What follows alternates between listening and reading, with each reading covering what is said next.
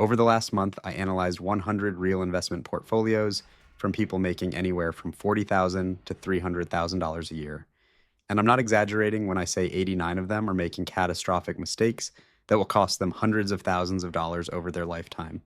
I'm talking about a 35-year-old with $120,000 sitting in a savings account earning 0.5%, while inflation eats $22,000 of purchasing power. A 50-year-old with their entire retirement in 3 tech stocks. A couple making $200,000 a year with zero investments because they're waiting for the perfect time to start. Today, I'm going to show you the 5 biggest mistakes I saw repeated over and over, why they're destroying people's wealth, and exactly how to fix yours before it's too late. Let me be clear about something up front. The people who shared their portfolios with me aren't stupid. Most of them are smart, hardworking people who just never learn this stuff. Nobody teaches you how to invest in school. Your parents probably didn't know. And the financial industry makes everything intentionally confusing so they can charge you fees. So when I went through these portfolios, I wasn't judging anyone. I was looking for patterns. What are most people getting wrong and why? The results were shocking. Out of 100 portfolios, only 11 were what I'd call optimized. Another 23 were okay, but could be better.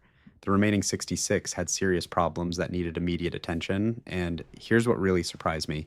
Income level didn't matter. I saw people making 40,000 making smarter choices than people making 200,000. The difference wasn't how much money they had, it was what they did with it. So let me walk you through the 5 catastrophic mistakes I saw over and over. Mistake number 1, cash hoarding. 17 people had more than $50,000 sitting in regular savings accounts earning basically nothing. The worst case I saw was someone with $140,000 in a checking account. A checking account, earning 0%. Here's the brutal math on that. Inflation in 2025 was about 3%. That means every year, that 140,000 loses about $4,000 in purchasing power, just sitting there, doing nothing. Over 10 years, they'll lose over $40,000 to inflation alone. Not spending it, just holding it wrong. Now I know what you're thinking. What if there's an emergency? What if I need the money? Valid question. You should have an emergency fund, 3 to 6 months of expenses in a high yield savings account. That's smart. But if you've got 6 months of expenses covered and you're still piling money into savings earning nothing, you're not being cautious, you're losing wealth. One person told me they were waiting for the market to crash so they could buy in at the bottom. They've been waiting since 2019. They've missed a 60% gain in the S&P 500, waiting for a crash that might never come or might not be as bad as they think. Time in the market beats timing the market every single time. Mistake number 2, employer match neglect. This one made me actually angry because it's literally free money people are refusing to take. 14 people were not maxing out their employer 401k match. 14. If your employer offers a match, that is a guaranteed 50 to 100% return on your money instantly. There's no investment on earth that can beat that. One person was contributing 3% to their 401k when their employer matched up to 6%. That means they were leaving 3% of their salary on the table every single year. They made $75,000. 3% of that is $225, free money, just sitting there. They wouldn't take it. I asked why, and they said they couldn't afford to contribute more. But here's the thing. If you can't afford to take free money, you definitely can't afford to refuse it. That 3% they're not contributing, over 30 years with compound growth, that's not $2,200 a year. That's over $300,000 they're giving up for nothing. If you take one thing from this video, take this. Max out your employer match before you do anything else with your money. Pay off your employer match, then your high interest debt, then everything else. Mistake number 3, concentrated risk.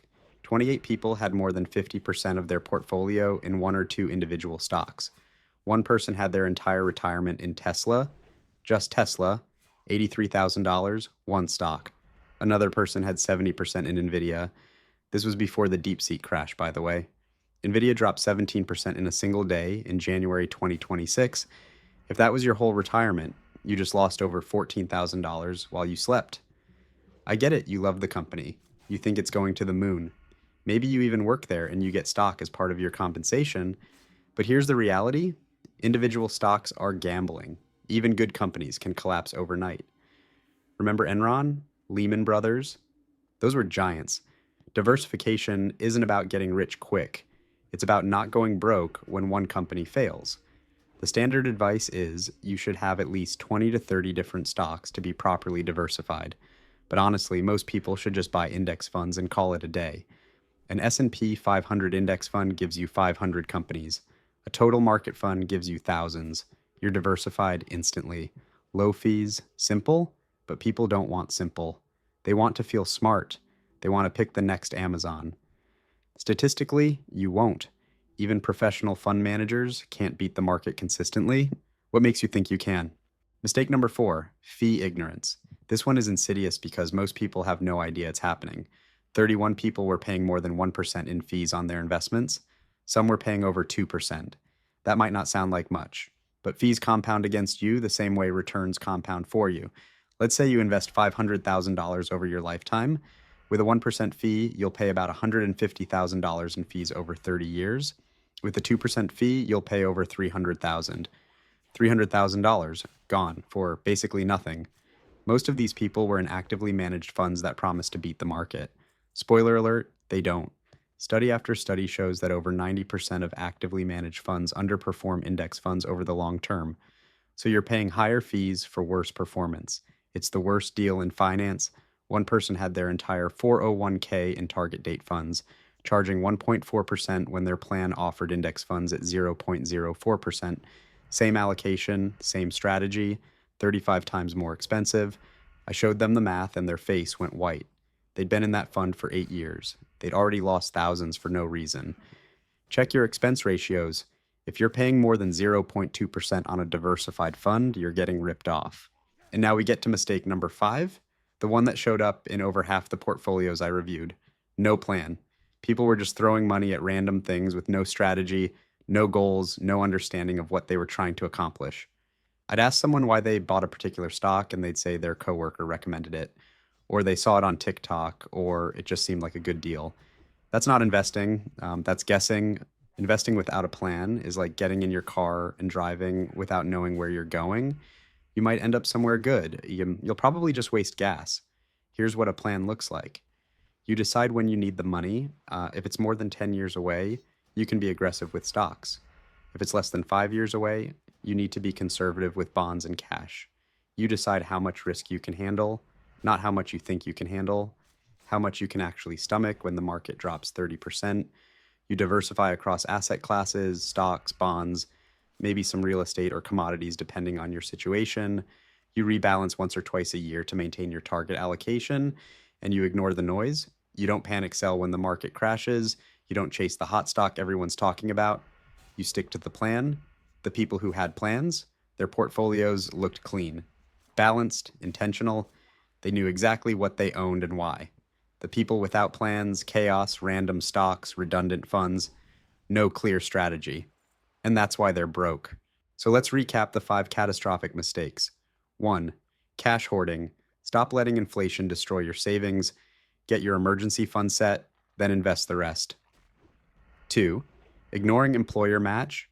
This is free money. Take it. 3. Concentrated risk. Diversify. Stop gambling on individual stocks. Buy index funds. 4. Fee ignorance. Check your expense ratios. If you're paying over 0.2% on a diversified fund, find something cheaper. 5. No plan. Decide what you're investing for, when you need it, and how much risk you can handle. Then build a portfolio that matches. Here's the good news. Every single one of these mistakes is fixable. You don't need to be a genius. You don't need to pick stocks. You don't need to time the market. You just need to stop making these 5 mistakes. And if you caught these mistakes early enough, you can turn things around. The 35-year-old with $120,000 in savings, if they invest that today in a diversified portfolio and never add another dollar, they'll have over $1 million by retirement. The person not maxing their employer match, start today and they'll retire with $300,000 more than they would have otherwise. It's not too late, but it will be if you keep waiting.